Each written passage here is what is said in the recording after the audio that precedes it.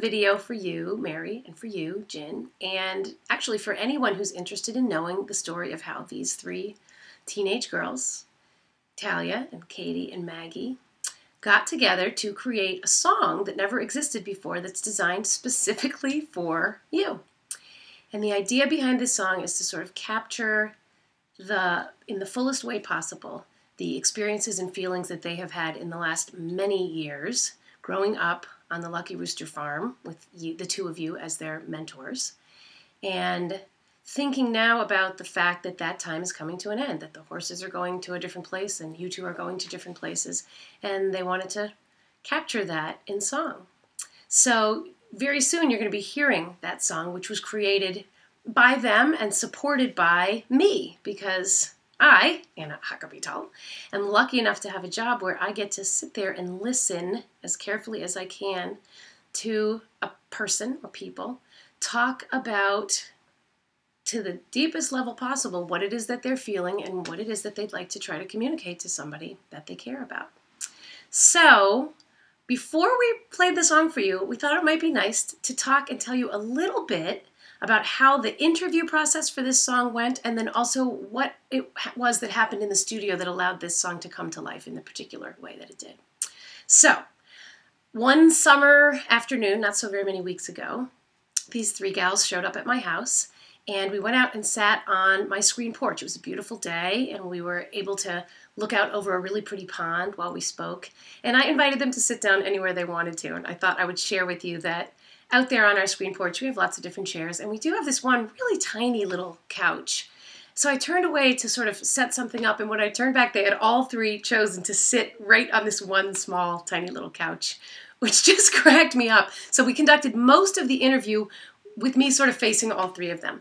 And during that time, a lot of what we were talking about in the beginning was they kind of gave me a timeline. They helped me understand how first it was Talia who had gone and to camp at Lucky Rooster, and then eventually Katie came along, and then it was a little bit farther still until Maggie came, and she was kind of on the outside in the beginning and then gradually kind of worked her way in to the point where now they're all three just thick as thieves, very close and connected. So I took notes and notes and notes, and we sat there and I listened to them tell stories about things that had happened on the farm and camping trips and trails that you'd been on and in-jokes and quirky little things that each of you do to kind of encourage them or move them forward or push them when they think they're not quite ready to go.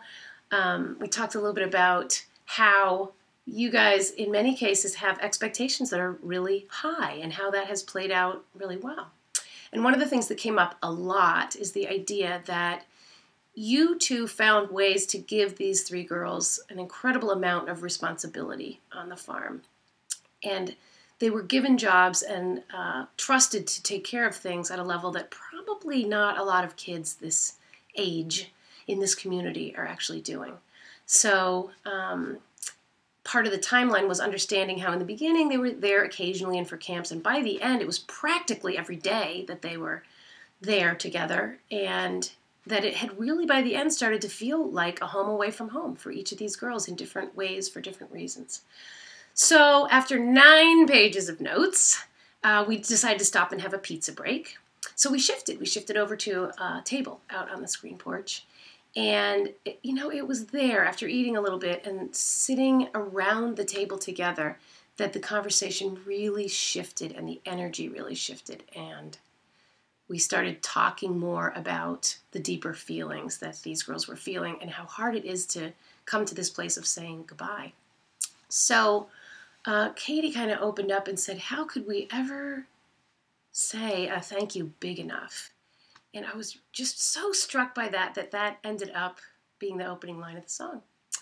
And then we talked some more, and Talia was trying to explain to me, well, what is the style that you two used? What's the way that you called them forward? That it was often, there was a rough element to it, or a high expectation element to it, but there was also always an understanding that there was a kindness and a sweetness and a caring underneath. So she used the phrase, iron fist and velvet glove. And I had heard that before, and that really struck a chord, and you'll see that shows up in there too.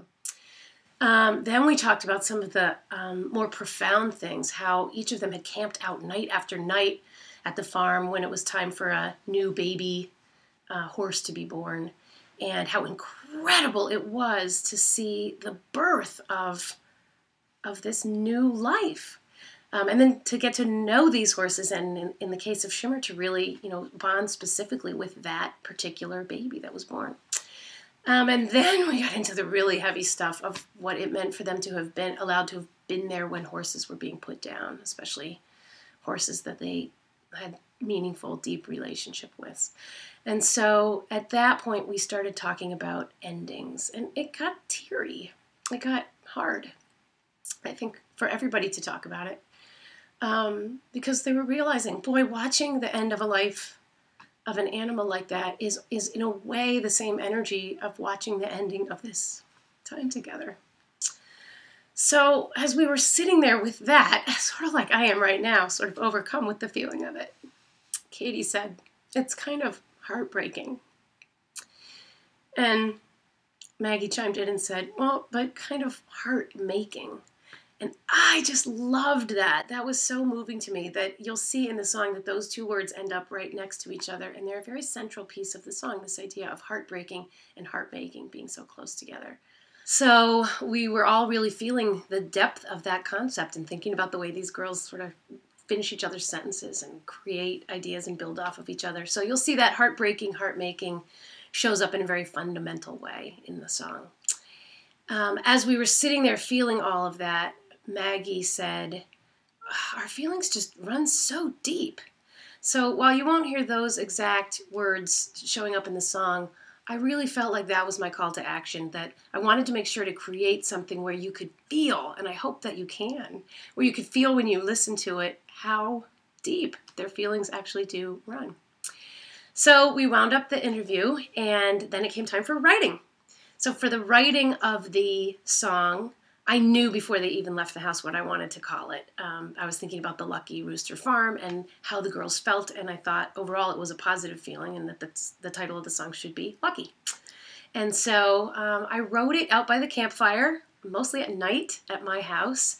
It was easy to write. There's just a lot of good material. And I loved the way the guitar part had this kind of almost like a cantor kind of a feel. So when it was all done, I called the girls back and had them over to my house, and I performed it for them live. And that is always kind of a scary moment. Like they're thinking, what if I don't like it? And I'm thinking, what if they don't like it?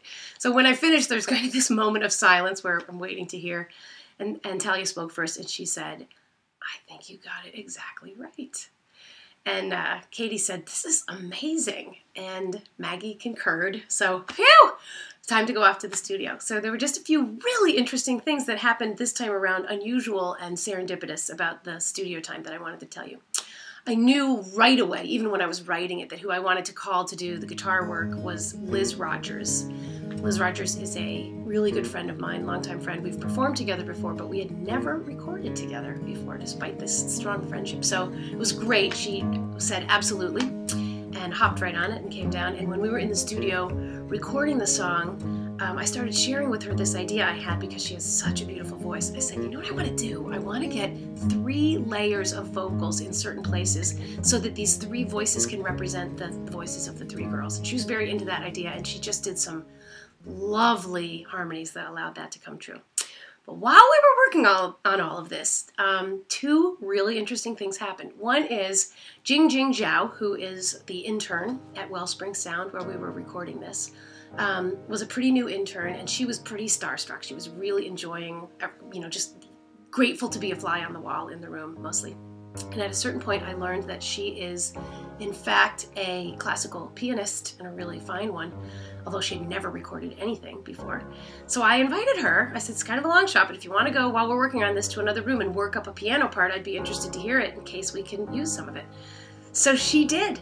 She wrote a part that I really loved. I asked her to keep it really simple and kind of background, but it felt sort of like a Coldplay, the band Coldplay, as a piano line, and it really felt to me like, oh, now we're getting some energy into this song that's young, that's sort of like the 13, 14-year-old girls. So it was great to have that on there, and while she was working on that, I was saying to Liz, I really want some other instrument in here. I want to get something like a cello that will capture the sentiment and the sweetness and the sadness of this. And Liz said, well, I do just happen to be good friends with Eugene Friesen. who you might be interested to know is a 4-time Grammy winner and a teacher at the Berklee School of Music in Boston. And she said, it's a long shot, but maybe he would do us the favor of coming and being part of this project. And he did. So on a separate night, we had Eugene come. He is the best cellist I've ever seen, times 1,000. He did an incredible thing with this song and took it to a completely different level. I'm so thrilled to be able to have had him to be a part of it and thrilled to be able to pass that on to you. So we had all the pieces, we put it all together, we did what's called mixing, and I am so happy with the outcome of this song. So I think it's entirely possible that it may end up on one of the albums that I put out someday.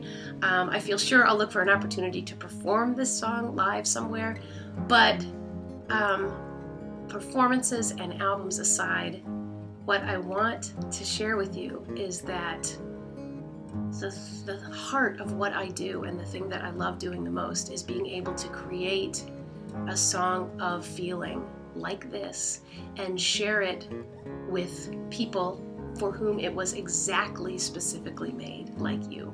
So it thrills me to no end to think about the fact that at this moment you're about to hear a song that was created for you for the very first time.